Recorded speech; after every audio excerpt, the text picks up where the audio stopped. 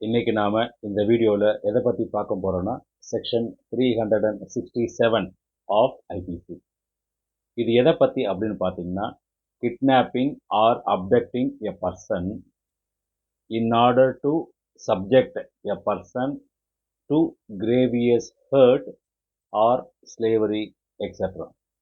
அதாவது ஒருவரை கிட்னாப் பண்ணி கொண்டு வருது. அது எதுக்காக அப்படின்னா, அவரை அடிமையாக உபயோகப்படுத்துறதுக்கும் அவருக்கு கடுமையான காயம் ஏற்படுத்தும் முறையிலும் நடந்து கொள்வதற்காக.